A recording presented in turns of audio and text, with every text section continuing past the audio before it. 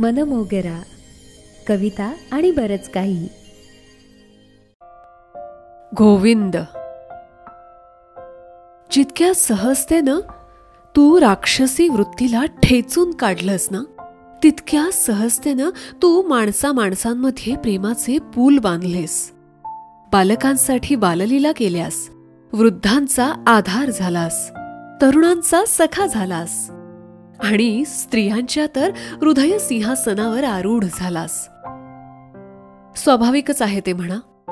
स्त्रीचा आत्मसन्मान कसा जपावा हे कदाचित तुझ्या इतकं कोणाला समजलं आणि जमलं नसावं.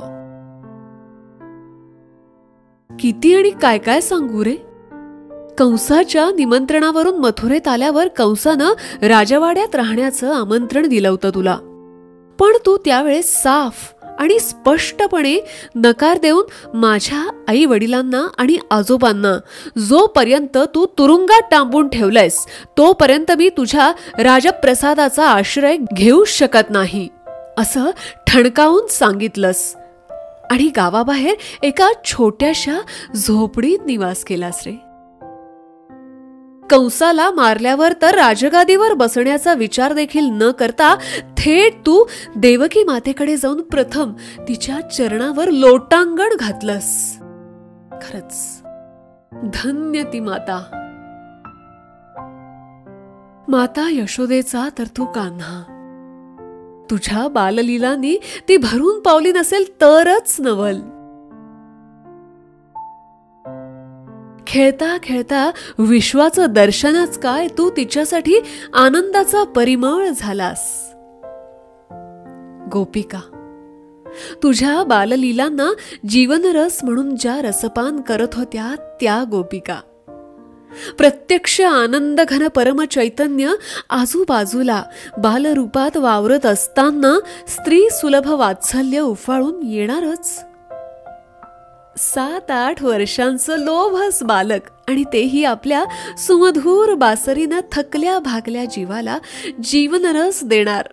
आहा, काय गोपिकांची मनोवस्था झाली असेल कल्पना केलेलीच बरी. साऱ्या साम्राज्याच्या विरुद्ध जाऊन जटिल परंपरा आणि रूढींचा चुकीचा वारसा चालवणाऱ्या लोकांना कायमची तू जरब बसवलीस.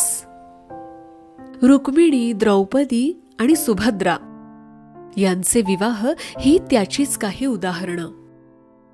स्त्री ही माणूस आहे आणि तिची वैयक्तिक मत, भावना यांचा आपण सन्मान केलाच पाहिजे हे तू प्रत्यक्ष कृतीतून दाखवलंस. कोणतंही तत्वज्ञान केवळ आणि केवळ पुस्तकात न ठेवता जीवनात आचरणात आणलं पाहिजे, मग ते कितीही कठीण असो. हे तुझ्याकडून शिकावं. नरकासुराच्या बंदिवासात कैद असलेल्या स्त्रियांना सोडवण्यासाठी त्याचा वध करणारा आणि ज्यांना स्वतःच्या आई वडिलांनी स्वीकारण्यास नकार दिल्यावर स्वतःच त्यांचं पाणी ग्रहण करून पुनर्जीवन देणारा नरपती एकमेवा द्वितीय तूच रे माधवा. तुझ्या आयुष्यात असणाऱ्या येणाऱ्या प्रत्येक स्त्रीला तू अभय दिलंस. हस्तिनापूरच्या सिंहासनानं नाकारलेली द्रौपदी असो की पुत्र वियोगानं शाप देणारी गांधारी असो, युद्ध काळात पुत्र वात्सल्यानं उद्विग्न झालेली कुंती असो की पुत्र वियोगात शोकाधीन झालेली गुरुमाता असो, तू प्रत्येकीला शाश्वत अभय दिलंस.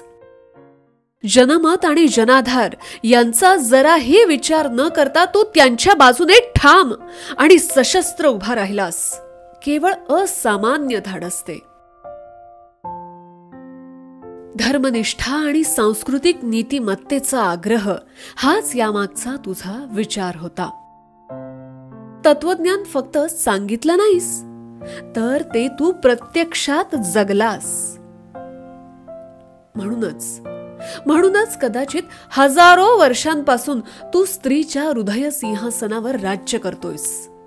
तुझ्या चारित्र्यावर शिंतोडे उडवणाऱ्यांना पण तुझ्या आयुष्यात डोकावून पाहण्याचा मोह होतो बरं का. तुला वाचण्याचा मोह होतो, हेच रे, हेच तुझं मोठेपण आहे, नाही का?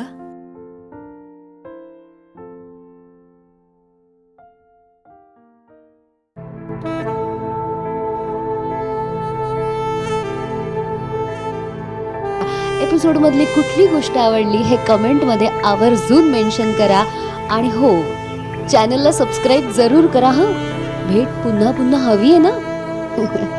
भेटूया लवकरच.